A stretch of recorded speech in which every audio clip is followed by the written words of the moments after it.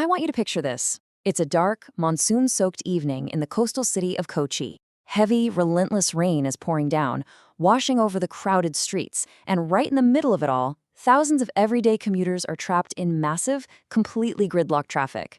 Above them looms this giant concrete structure. It was supposed to solve their commuting nightmares, right? Not add to them.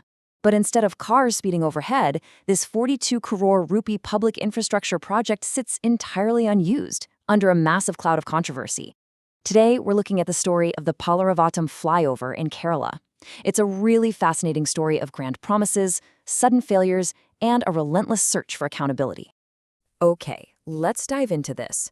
How exactly does a massive public flyover, built with taxpayer money, begin failing within just a few years? What we're going to look at today is essentially a suspenseful, real-life civic whodunit. We're going to unpack the project timelines, dive deep into the official audits, and explore the immense political fallout that followed. We'll reconstruct exactly what happened and, more importantly, how it was allowed to happen. All right, let's start with Section 1, the flyover project, and building the promise. So to ease Kochi's suffocating traffic, the government approved a massive budget for a new flyover. And, the process seemed pretty standard on paper. You have the project approval, the contractor assignment by the Kerala PWD, the actual construction phase, and finally, the official opening in October of 2016. But beneath this standard timeline, a very complex web of supervising officials and private contractors was forming. The construction was awarded to RDS Project Limited, and the oversight was supposed to come from the Roads and Bridges Development Corporation of Kerala, along with the technical consultancy Kidai. When the structure was completed and officially opened to the public, for a very brief, fleeting moment, it seemed like the promise had actually been fulfilled. Moving on to Section 2, Signs of Structural Failure, and the shocking truth. And this brilliantly illustrates how quickly things went wrong. Almost immediately after the ribbons were cut, the public celebration turned into a statewide mystery. It was a rapid, cascading physical failure. By July 2017, literally mere months after opening, the road surface began to pothole and deteriorate. Then expert reviews came out alleging the use of weak materials, specifically an insufficient cement-to-steel ratio. Because of those materials, visible and incredibly dangerous cracks began appearing in the girders and piers by 2018. Investigations identified severe engineering defects, which ultimately led to the bridge being completely shut down for safety in 2019.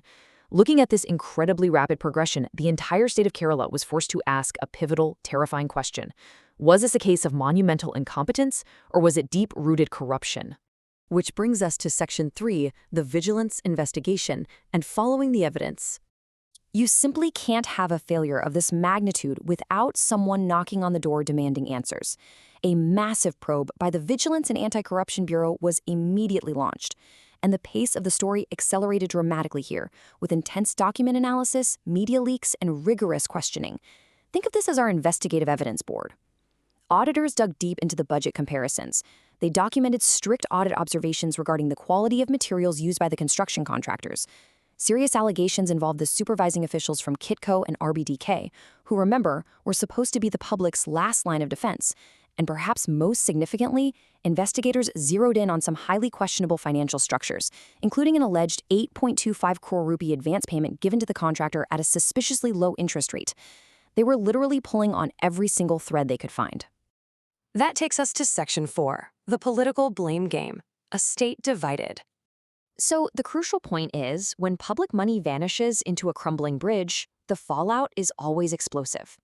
This structural failure ignited an absolute firestorm across Kerala, complete with intense press conferences, fiery arguments within the state assembly, and massive public protest marches.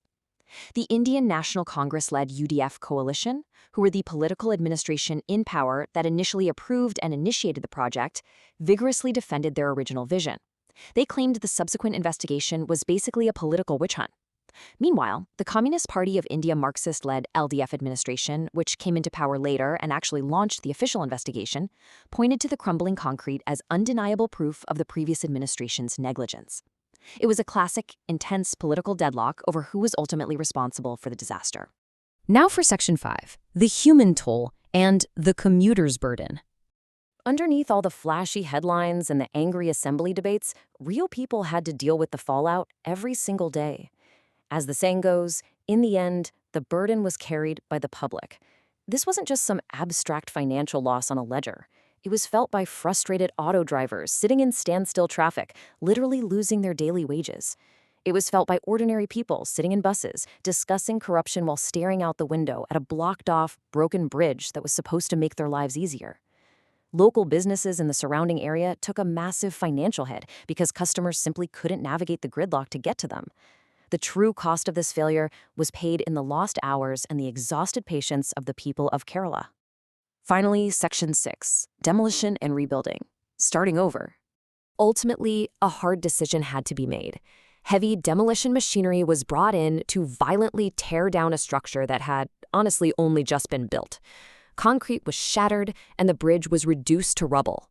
But from that rubble, under the guidance of Metroman E. Sridharan and the Delhi Metro Rail Corporation, engineers set to work reconstructing the whole thing.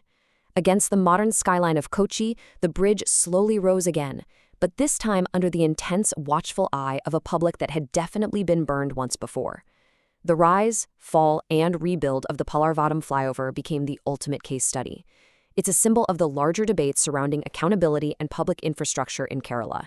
It forces us to ask, how do we vet contractors? How do we oversee public funds? And how do we ensure that the people signing the documents are held accountable when the concrete actually cracks? Which leaves us with one final, lingering thought to ponder. Was justice fully served?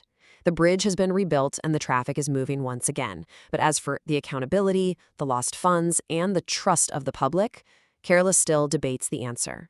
The story of the Palarivattom flyover reminds us that infrastructure is about so much more than just steel and cement. It is entirely about the integrity of the system that builds it. Thank you so much for joining me for this explainer, and remember, keep asking the tough questions.